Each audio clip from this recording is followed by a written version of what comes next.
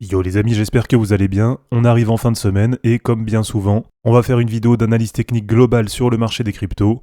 Et je vais vous donner les niveaux à surveiller pour la clôture hebdo. On va regarder aussi un petit peu ce qui s'est passé sur les derniers jours. Et puis comme d'habitude, je vous donnerai quelques configurations d'altcoins qui sont plutôt intéressantes et sur lesquelles vous allez pouvoir soit recharger ou soit vous positionner par exemple pour une entrée en trading. Comme d'habitude, si ce n'est pas encore fait les amis, pour soutenir la chaîne, pensez à vous abonner, à liker, voire même à commenter dès maintenant cette vidéo. Et pour ceux qui veulent aller plus loin et préparer le prochain bullrun, ça se passe dans le groupe Telegram Crypto Wolfgang et vous avez le lien dans la description de la vidéo.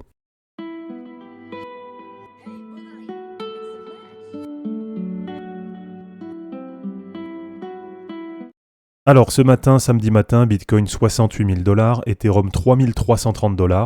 Et globalement, il ne s'est pas passé grand chose cette semaine. On n'a pas eu une énorme volatilité. Donc sans vous refaire à chaque fois tout le scénario de ce que j'avais donné sur les semaines précédentes, en tout cas ce que j'attendais et ce qui a bien été pris, c'était un top local entre 70 000 et 75 000. Donc souvenez-vous, on est bienvenu dans cette zone. Ensuite, on a corrigé pour aller mécher mi-mars sur le support autour de 61 000, 61 500. Et depuis, c'est très légèrement remonté. Et donc là, si on regarde ce qui s'est passé cette semaine, on a ouvert autour de 71 400. On a un bas de mèche autour de 64 500. Donc on va dire globalement 10% de volatilité. Et on est actuellement, comme on l'a dit, autour de 68 000 $. Donc si on passe en daily, voilà ce qui s'est passé cette semaine. Donc globalement pas grand chose. Donc les niveaux à surveiller pour la clôture hebdo, finalement ce sont toujours les mêmes que les semaines précédentes. Donc on va dire à la hausse, est-ce qu'on va réussir, pourquoi pas, à aller récupérer déjà à peu près sur ce niveau, autour des 70 000 $. Du coup, pour revenir dans l'ancienne zone de top local, entre 70 000 et 75 000, puisque bien sûr, au bout d'un moment, l'objectif, ça va être d'aller retester et voir pourquoi pas d'aller breaker, on va dire, ce top à 74 000, 75 000. Et à surveiller à la baisse, ça va pas changer. Du moment qu'on arrive à rester au-dessus, on va dire, de 61 500, pour l'instant, voilà, il n'y a rien à signaler de particulier. Et donc, tant qu'on arrive à continuer à construire dans ces niveaux, ça reste plutôt positif pour la suite. Et là, je me suis mis sur du daily, puisqu'en fait, ça devient même très très positif.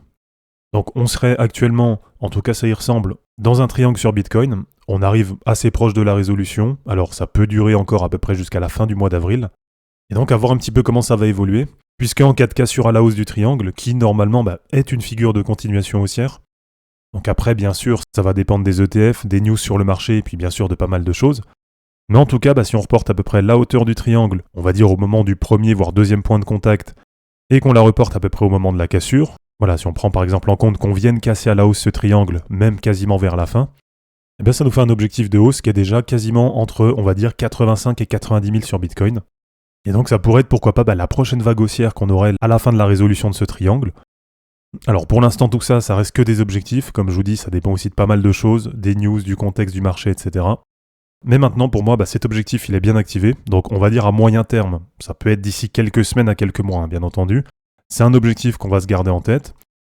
Et pour les objectifs à la baisse, puisque de mon côté, même si je pense que cet objectif il peut être activé, je vous le dis c'est sur du moyen terme, mais en tout cas, on attend toujours au bout d'un moment quand même une correction du marché, avec comme gros niveau à surveiller, ce que je vous ai déjà donné, c'est cette moyenne mobile 20 hebdo, donc qui va continuer à monter, et qu'on va trouver à peu près aux alentours des 52 000, 52 500.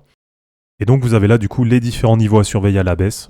Donc si jamais vous êtes intéressé par exemple pour recharger ou pour vous positionner sur Bitcoin à long terme, si par la suite dans les prochaines semaines on a une correction qui vient chercher à peu près sur la MM20 hebdo, voilà je me répète un peu par rapport aux semaines précédentes, mais dans ce cas-là on va dire entre 52 000 et même 54 000, pour vous positionner pour du long terme, normalement ça doit être un très très bon niveau d'achat. Alors sur Ethereum il ne s'est pas passé grand chose donc on va passer assez rapidement. En tout cas ce qu'il y a à noter quand même c'est que la dynamique elle est un petit peu moins bonne que sur Bitcoin. Puisque sur les semaines précédentes, on avait eu un point haut autour des 4100 $. Ensuite, ça avait corrigé jusqu'à venir chercher à peu près 3100 $. C'est remonté un petit peu, et on a ouvert cette semaine à peu près sur 3650 $, avec un point bas sur la semaine, une mèche autour des 3200 $. Donc là, c'est pareil, à peu près 10% de volatilité. Mais par contre, voilà, il y a une toute petite récupération par rapport au bas de mèche, et on est actuellement à 3330 $. Et donc les différents niveaux à surveiller, je vais vous les donner assez rapidement. Ça va être, est-ce qu'on va réussir, pourquoi pas, à clôturer au-dessus de 3540 $, même si là j'y crois pas vraiment. Et en point bas à surveiller pour cette semaine, toujours, est-ce qu'on va clôturer au-dessus de 3070 $, donc qui va permettre du coup de rester à peu près dans ces niveaux. Et pour les niveaux de recharge à la baisse, eh bien, on a du coup la moyenne mobile 20 hebdo qui est en train de remonter. Et donc un bon niveau d'achat sur Ethereum, eh bien, si vous la voyez passer entre, on va dire, 2800 et 2900 $, eh bien, si vous avez une correction à peu près sur ces niveaux, ça peut vous faire un bon point pour vous replacer pour du long terme. Alors pour terminer les amis, je vous montre quelques configurations d'altcoins là qui sont pas mal. Alors je passe déjà rapidement sur le PAXG, donc c'est la crypto qui représente, on va dire, qui duplique le cours de l'or.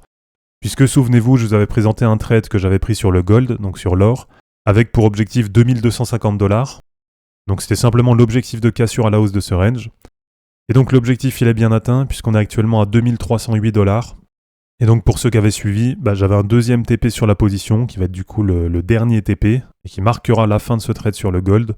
Voilà, je vous le remets à peu près autour de 2500 $. Et donc à voir sur les prochaines semaines comment ça évolue.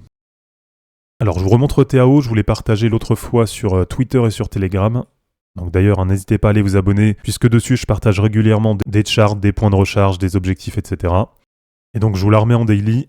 En tout cas, depuis plusieurs semaines, voilà, je vous avais donné comme niveau intéressant le contact du prix sur la trendline autour de 480 $. Et donc je vous avais dit plusieurs fois que si jamais on revenait dans ces niveaux, c'était pour moi un très très bon niveau pour vous replacer à long terme.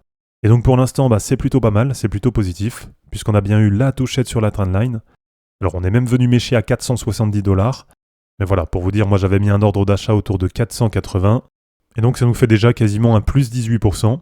Et sur la journée d'hier, on était même monté quasiment à plus 25, plus 30% par rapport à cette touchette.